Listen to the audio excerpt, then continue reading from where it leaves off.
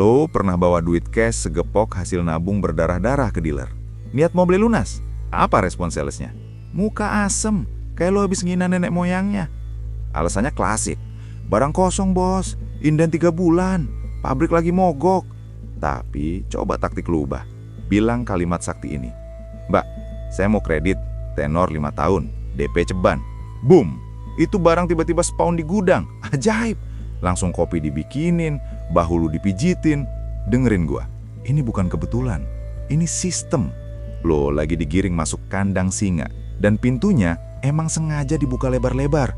Kenapa duit tunai lo dibenci? Simple, karena di industri otomotif hari ini, jualan besi itu untungnya receh, cuma remar-remar nginang. Duit gedenya di mana? Di jualan utang. Dealer dapat komisi riban bunga yang gila-gilaan dari leasing kalau berhasil bikin lo ambil kredit tenor panjang. Masalahnya, bagi mereka, pembeli tunai itu konsumen rugi, nggak bisa diperah. Jadi stop ngerasa lo itu raja. Kebanyakan di mata industri ini, komoditas utamanya bukan motor atau mobilnya. Komoditas utamanya adalah tanda tangan lo di surat utang. Lo bukan customer, lo adalah sapi perah. Paham kan kenapa lo disembah pas bilang kredit? Mungkin lo masih ngeyel. Ah bang, gue butuh motor buat gaya, kerja. Cicilan 1 jutaan mah enteng. Oke, kalau lo maksa masuk perangkap tikus, seenggaknya lo harus tahu cara kerjanya. Siapin kalkulator. Selamat datang di segmen tutorial boncos jalur leasing. Kita bedah kasus nyata. Motor Matic bongsor idaman para badut. Harga OTR 35 juta. Gaji lo UMR. Tabungan 0. Gengsi selangit. Dealer kasih solusi neraka. DP murah, cukup 3 juta, motor bawa pulang bos. Lo senang? Harusnya lo panik. Sisa 32 juta itu bukan utang ke temen lo, itu utang ke raksasa kapitalis. Biar cicilan kelihatan murah, lo ambil tenor maksimal 5 tahun, 60 bulan. Sales bilang cuma 1,3 juta per bulan kok. Otak lo langsung deal. Sekarang kita hitung pakai matematika anak SD. Cicilan 1,3 juta dikali 60 bulan sama dengan 78 juta. Ditambah DP awal lo 3 juta. Total uang yang lo bakar sama dengan 81 juta. Eits, tahan dulu jari lo. Gua tahu, pasti sekarang ada yang lagi ngetik komentar protes. Ah, hoaks lu bang. Halo lo, gua nyicil nggak sampai 1,3 juta kok. Cicilan gua cuma 900 ribu. Perhitungan lu ngawur. Dengerin gua. Kalau cicilan lu di bawah 1 juta, itu berarti lo masuk 1 dari 2 kategori. 1, DP lo gede. Lo mungkin setor DP 10 juta atau 15 juta. Atau 2, tenor lo pendek. Lo cuma ambil 2 atau 3 tahun. Kalau lo kayak gitu, selamat. Lo masih punya otak. Lo masih pakai logika. Tapi yang gua bahas di sini bukan lo. Yang gua bahas adalah paket bencana yang paling laku keras di pasaran. Paket DP minim, tenor mentok. Faktanya, mayoritas pengajuan kredit motor di Indonesia itu pakai skema DP 10% ceper dan tenor 5 tahun. Kenapa? Karena ini satu-satunya cara biar cicilannya kelihatan terjangkau buat gaji UMR. Leasing tahu psikologi lo. Mereka tahu lo nggak mampu bayar DP gede, makanya dikasih jebakan 1,3 juta ini. Di angka segitu, lo ngerasa mampu. Padahal bunganya itu bukan bunga bank, itu bunga rentenir berbaju perusahaan. Jadi buat lo yang komen, gua nggak segitu kok, bersyukurlah.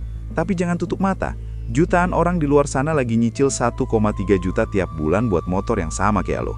Dan video ini rambu buat mereka. Resapi angka itu. Harga barang 35 juta. Lo bayar 81 juta. Secara teknis, lo udah bayar untuk 2 motor setengah. Tapi yang lo bawa pulang cuma 1. Sisa 46 jutanya kemana? Lo sumbangin sukarela buat bayar AC dealer yang dingin. Bayar gaji kolektor yang bakal gedor pagar lo. Bayar liburan bos leasing ke Eropa. Selamat, lo resmi jadi donatur kemewahan mereka. Belum kelar penderitaan lo. 5 tahun kemudian pas cicilan lo lunas, lo pikir lo punya aset 81 juta. Halu, motor lo udah jadi besi tua, lecet mesin kasar, harga jualnya paling tinggal 15 juta. Keluar duit 81 juta, endingnya megang barang 15 juta. Di dunia investasi, ini namanya game over finansial. Tapi bang, semua orang juga gitu kok. Nah, ini dia mental tempe. Justru karena semua orang gitu, makanya banyak yang hidupnya gali lobang tutup lobang. Lihat datanya.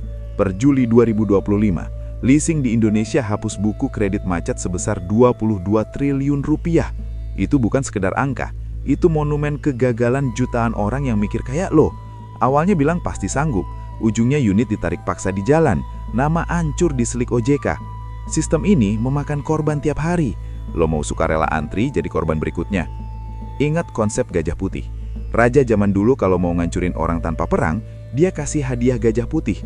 Gajahnya suci, nggak boleh kerja, tapi makannya banyak banget. Si penerima bakal bangkrut cuma buat ngasih makan tuh gajah. Kendaraan lo itu gajah putih.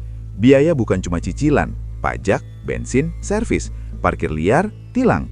Gaji lo cuma numpang lewat buat ngasih makan besi beroda di garasi. Mobil kinclong, pemiliknya makan promak. Waras nggak tuh? Terus, gua harus jalan kaki bang? Ya enggak lah Bambang, gua nggak nyuruh lo balik ke zaman batu. Gua nyuruh lo jadi pemain cerdas. Gua kasih 2 cheat code biar lo nggak dimakan sistem. Catat. Strategi pertama, jadilah sniper barang bekas. Depresiasi harga kendaraan itu paling gila di 3 tahun pertama. Bisa turun 30-40%. Biarin orang-orang gila gengsi yang nanggung rugi penurunannya. Biarin mereka yang buka plastik joknya. Tugas lo apa? Masuk di tahun ketiga.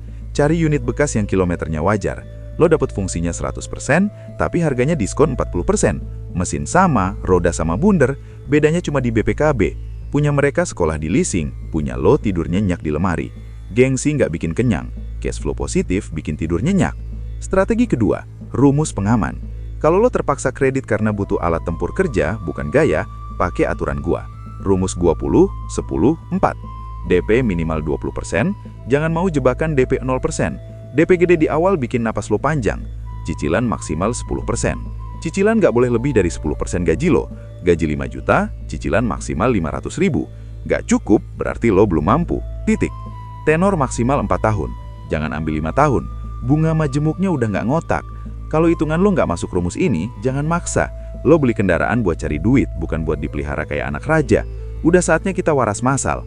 Berhenti ngukur kesuksesan orang dari apa yang dia parkir di depan rumah. Mobil Alphard tapi hasil nyiksa cash flow, itu bukan sukses, itu sirkus. Motor butuh tapi lunas, itu jauh lebih jantan daripada motor sport tapi tiap ada motor berhenti depan rumah, jantung lo mau copot dikira debt collector. Hidup itu perjalanan panjang bro, jangan bebanin punggung lo sama besi rongsokan. Ingat, bank itu bisnis, teman lo itu sales. Satu-satunya orang yang peduli sama dompet lo cuma lo sendiri. Stop jadi sapi perah, mulai jadi tuan rumah. Bye.